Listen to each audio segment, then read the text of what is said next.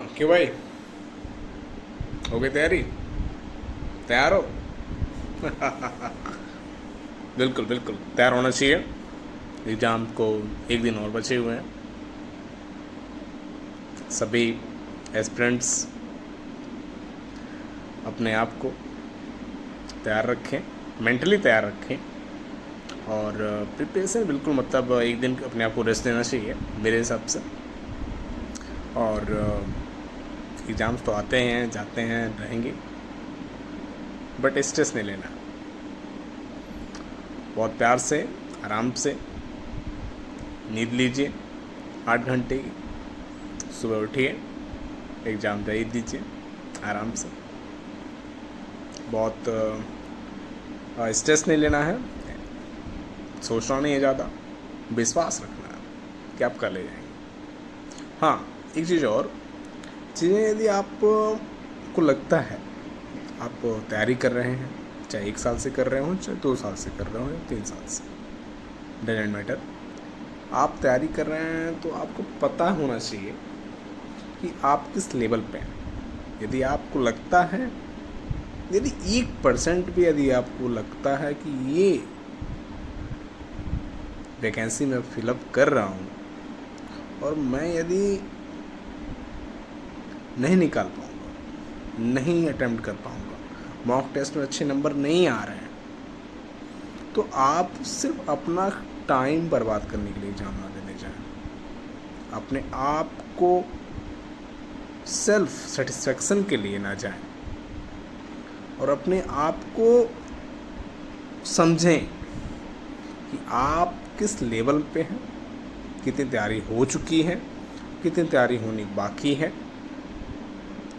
और कितने मटेरियल्स आपने पढ़ चुके हैं। और मटेरियल की जगह का पढ़िए, चाहे एग्री कोचिंग हो गया, चाहे डॉट 247 हो गया, चाहे कोई भी हो गया, कोई भी मटेरियल पढ़िए, लेक्चर सुनिए, ज़्यादा से ज़्यादा लेक्चर सुनिए। क्योंकि लेक्चर जितनी बार सुनेंगे आप, आपका जो चीज़ें हैं, जैसे पहले आप 2 दिन एक दिन पढ़ें, फिर आप तीसरे दिन रिवीजन करना। आप तीसरे दिन आपने रिवीजन कर लिया, फिर उसके बाद जो तीसरे दिन के बाद सीधा 5वें दिन रिवीजन करना है। बात समझ में आ रही है? 5वें दिन रिवीजन आपने कर लिया, फिर सीधा 24 या 25 डेज बाद आप एक बार और रिवीजन करेंगे। जब आप 24 और 25 डेज के बाद रिवीजन करेंगे तो हो गया आपको कितने बार? 4 बार। तो 4 बार यदि आप रिवीजन करते हैं तो आपका वो कंठस्थ हो जाएगा। ये स्ट्रेटजी होती है पढ़ने की, आई थिंक मेरे हिसाब से यही होती है, और बाकी नहीं जानता। तो ये रखिए दिमाग में। आप यदि एफ को एग्ज़ाम देने जा रहे हैं तो अपने आप जानते ही होंगे आपकी कि आप क्या कर लेंगे या नहीं कर लेंगे। विश्वास होना चाहिए। यदि नहीं है, यदि आपको लगता है कि नहीं आप ऐसे ही जा रहे हैं देने, तो आप टाइम वेस्ट ना करें। वो टाइम जो है लाइब्रेरी में दें, घर पे दें, पढ़ाई करें।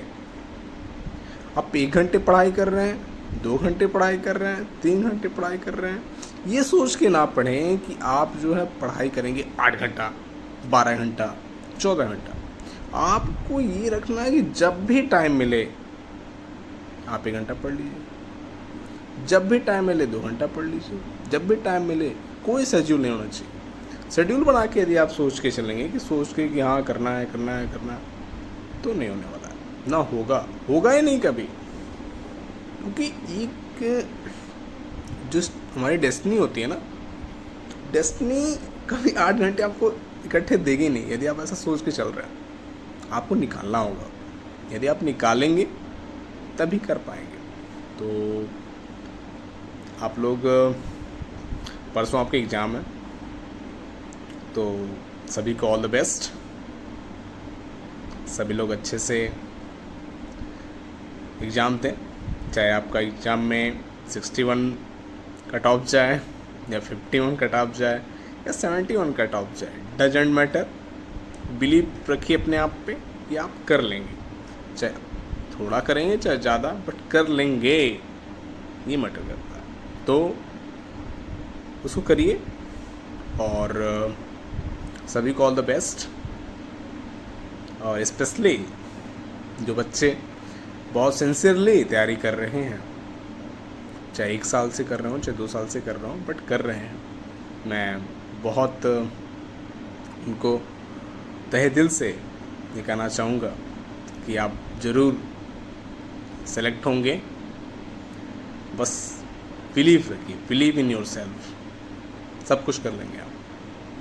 बस जाइए, एग्ज़ाम दीजिए और सेलेक्ट होइए। एक बेहतर एफओ बनने में, समाज को आगे बढ़ाने में, किसी क्षेत्र को आगे बढ़ाने में अपना योगदान दीजिए। और मैं यही कहना चाहूँगा सभी कृषि छात्रों से कि आप किसी भी चीज़ की तैयारी कर रहे हो, बट विश्वास रखिए। विश्वास रखेंगे तो सारी चीज़ें आपके हित में ही होंगी। डेस्टिनी आपको वहाँ तक ले जाएगी जहाँ तक आपको जाना है। तो इसी बात से मैं सभी को नमस्कार।